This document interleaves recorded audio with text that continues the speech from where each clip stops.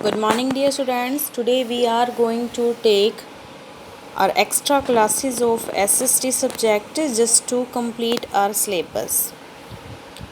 So, dear students, I hope you will cooperate with me. Today we are going to start our fourth lesson of civics, and it will be the last lesson of term first. Okay, then we will start history.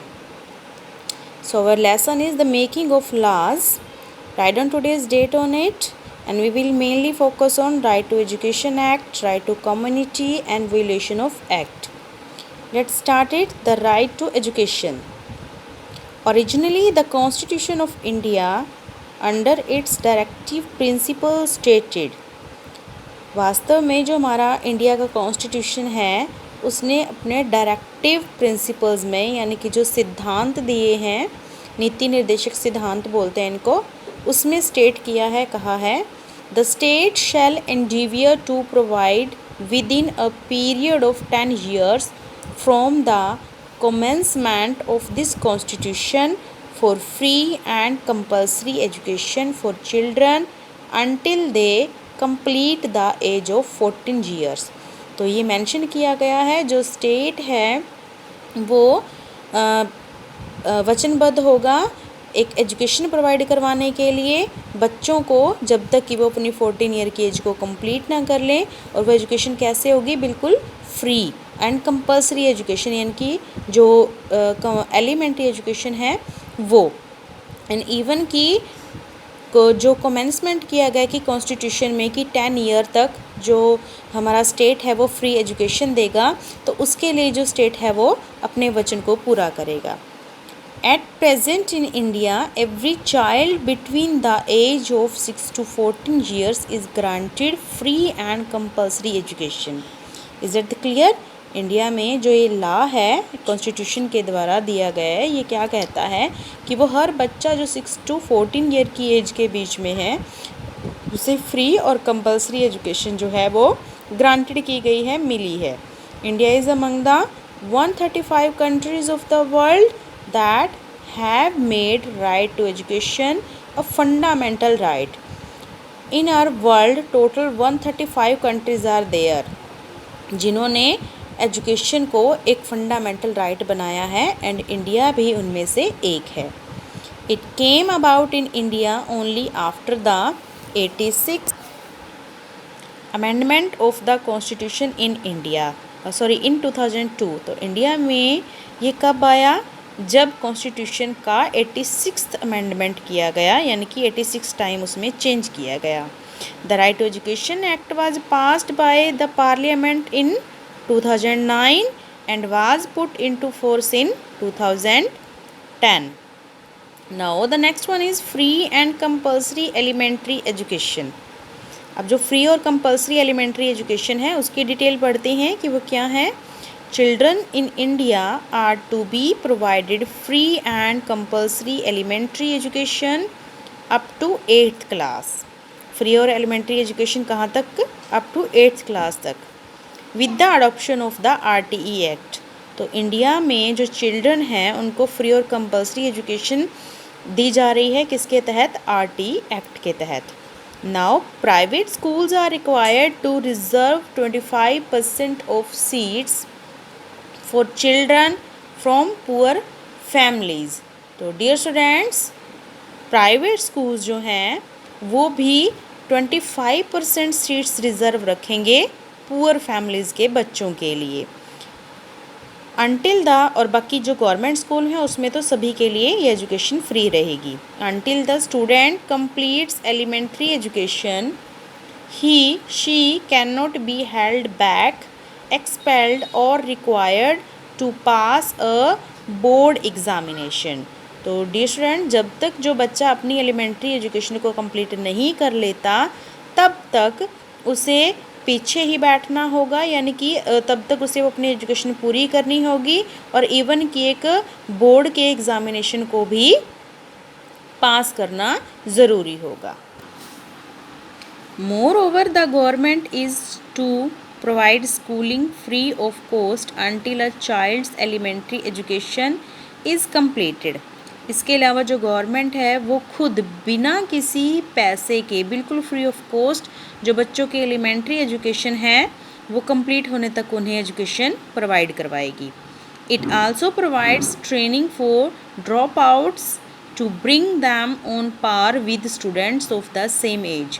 यहाँ तक कि जो बच्चों की as ज़्यादा हो जाती है और वो एजुकेशन नहीं ले पाते हैं तो उनको उनकी सेम एज के बच्चों में पहुँचाने के लिए एक्स्ट्रा स्टडी के लिए ट्रेनिंग भी प्रोवाइड करवाई जाती है। किनको? उन ड्रॉप आउट्स को जो कि किसी न किसी वजह से अपना स्कूल जो है वो छोड़ देते हैं। तो नेक्स्ट है आपका टॉपिक रोल ऑफ कम्युनिटी। तो अब देखिए ये जो एजुकेशन स्टार्ट किया है गवर्नमेंट ने फ्री एजुकेशन, इसमें कम्युनिटी का क्या रोल होता है, यानी कि हमारी सोसाइटी का क्या रोल होता है। The community plays an important role in executing the right to education act. Very important role play करती है कम्युनिटी। स्कूल मैनेजमेंट कमेटीज़, जिसको हम SMC कमेटीज़ बोलते हैं, are to be constituted by the school consisting of local authorities, parents, guardians and teachers। तो इस SMC committee में कौन कौन लोग शामिल होते हैं, जिसमें स्कूल के जितने मेंबर होते हैं वो शामिल होते हैं।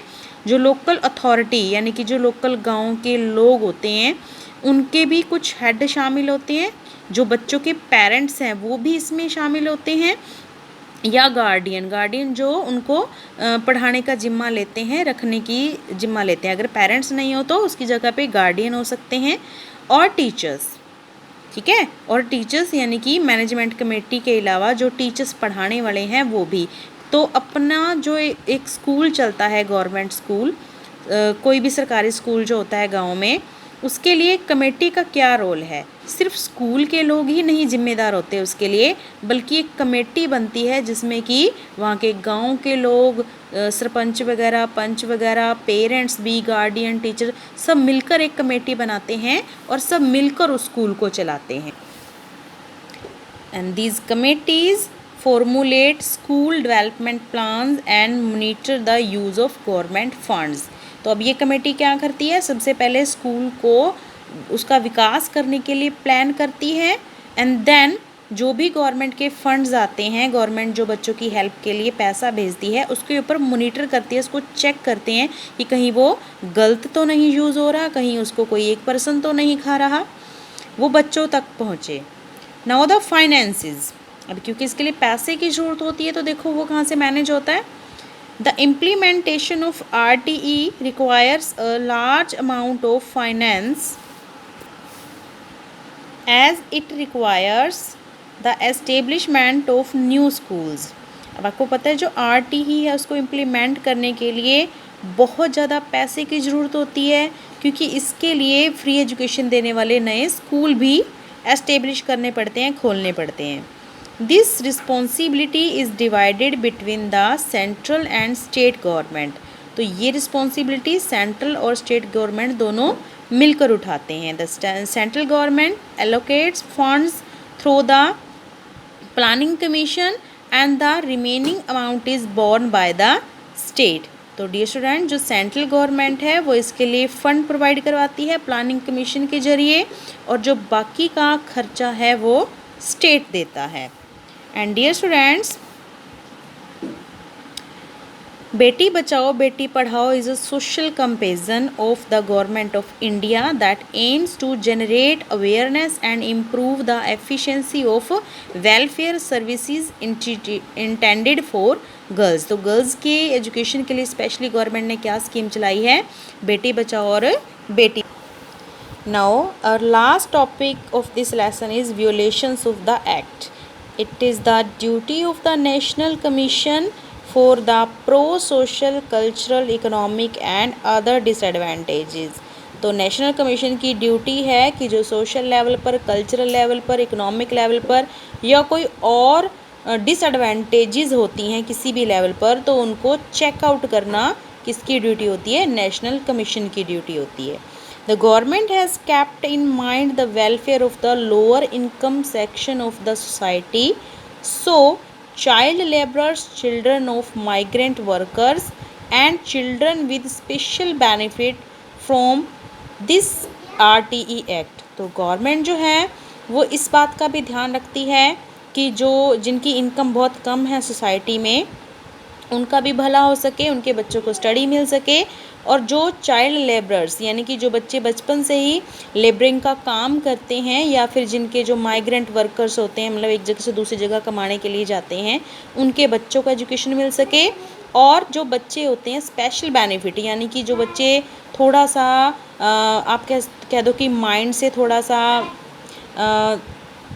कम होते हैं, तो उन सब बच्चों को भी एक अच्छी एजुकेशन मिल सके, इसके लिए गवर्नमेंट स्टेप्स लेती है। So this is all about the making of laws of right to education act. Now this is the turn to do exercise and question answer. Thank you and have a nice day.